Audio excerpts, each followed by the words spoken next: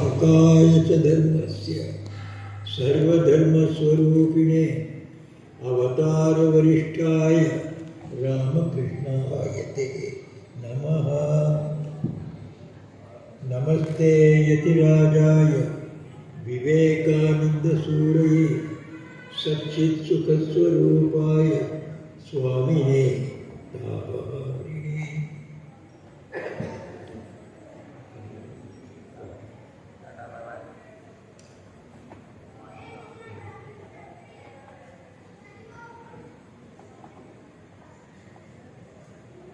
प्रिय स्वामी आत्मनिष्ठानंद जी, अन्य साधु भाई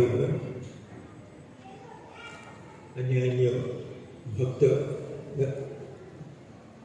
भाई बहनों और मेरे प्यारे बच्चों, इस सुंदर अवसर पर जब आज़ादी का अमृत महोत्सव के तहत विवेक चिंतन प्रतियोगिताएँ करी गई हैं, जिसमें इतने लोगों को अभी तो पारितोषिक वितरण हुआ। इसमें भाग लेते हुए मुझे बड़ा आनंद हो रहा है।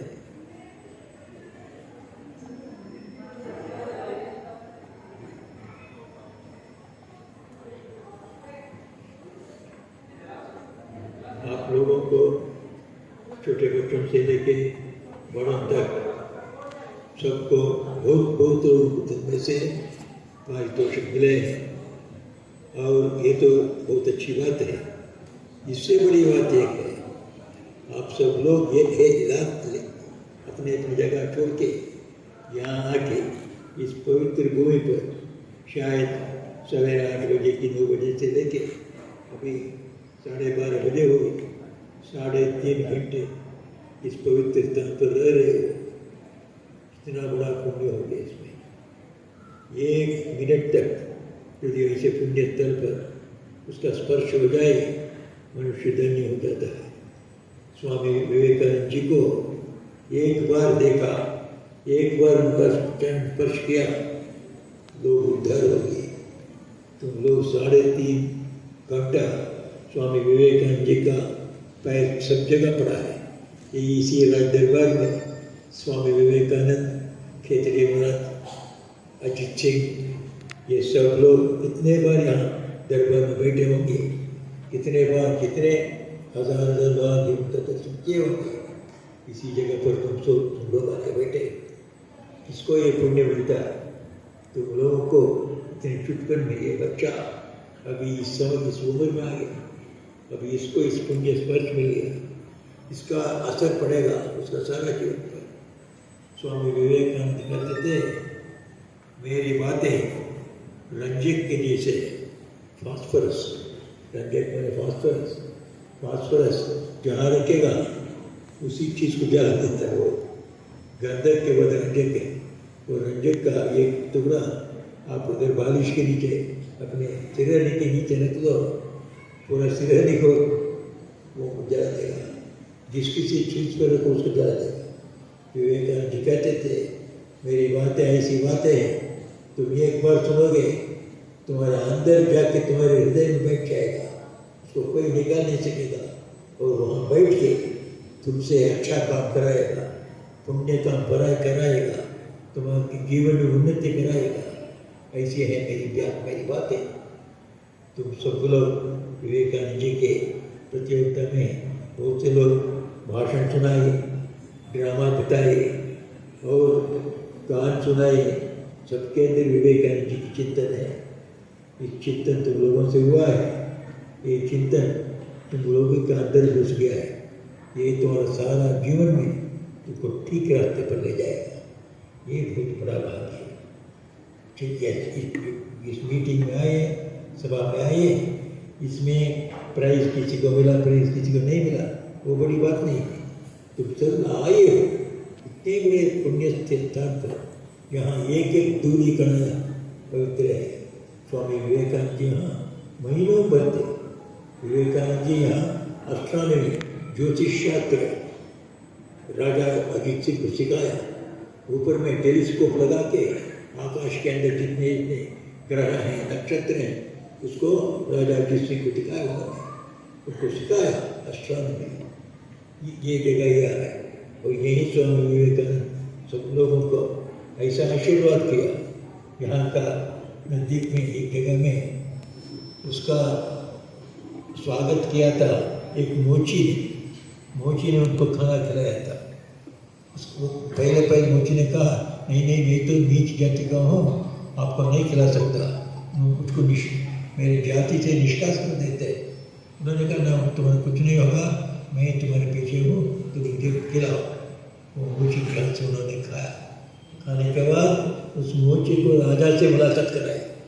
राजा ने उसको बहुत बड़ा धन दिया और मोची शायद बहुत धनवान होकर चला गया। ये सब घटनाएं यहाँ घटी स्वामी विवेकानंद जी के अद्भुत घटनाएं हैं। और यहाँ में बहुत 1963 से मैं आ रहा हूँ। 63 से मैंने 70 साल से 80 साल से नहीं आया। तो दिल्ली से आता था। पहले हमारा नहीं था, मिशन केंद्र नहीं था। यहाँ दूसरे लोग जावेद मलजी थे, जो अजीत सिंह के पर्सनल सेक्रेटरी। तो यहाँ जावेद मलजी को हमने देखा है, वे लड़के उनके हम आते थे।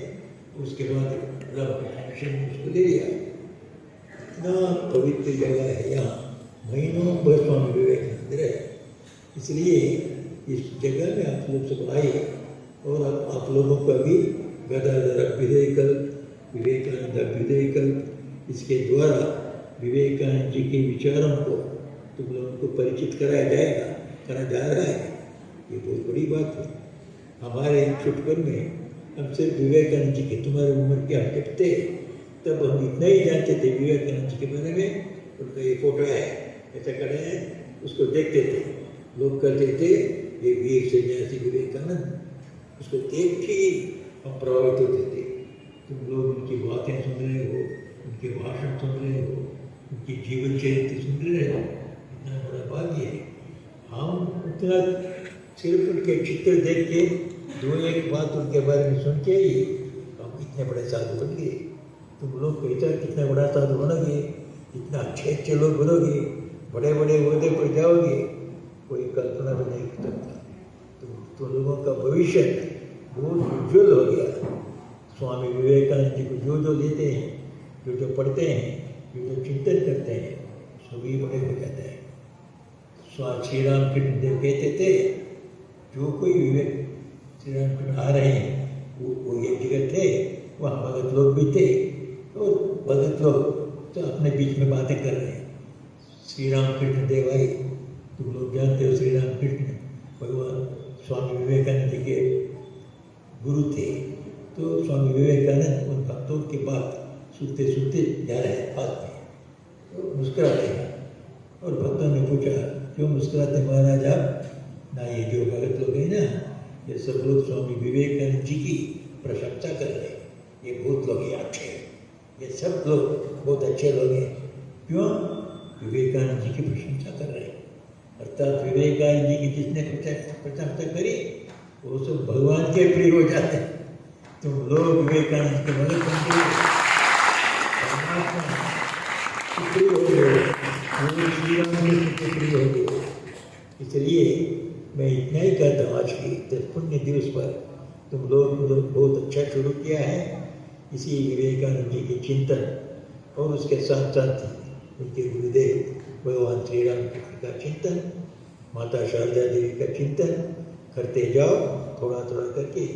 स्कूल के तुम्हारा तो सिलेबस ज़्यादा है, फिर भी बीच में ऐसे स्थान पर आया करो, स्वामी जी से मिला करो, ऐसे आश्रम में आया करो, प्रतियोगिताएं में तुम भाग लिया करो।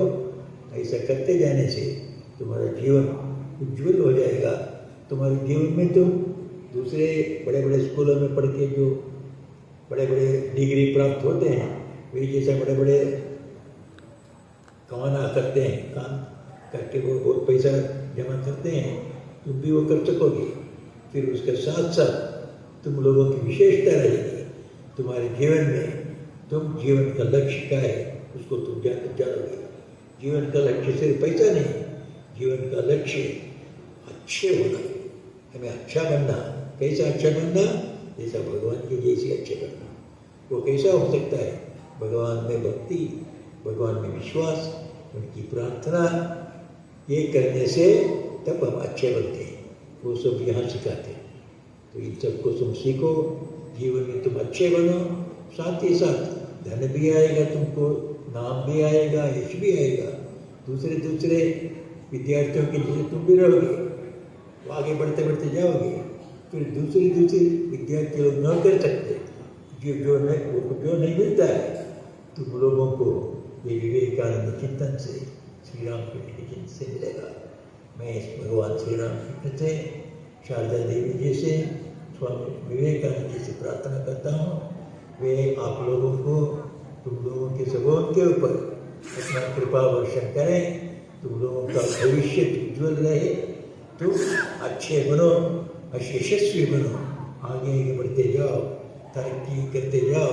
तुम लोगों के द्वारा अपना ही तो बड़े होगे, साथ ही साथ अपने समाज को, अपने देश को भी बढ़ाओ और दुनिया की सेवा में तुम्हारा कुछ समय बिताओ।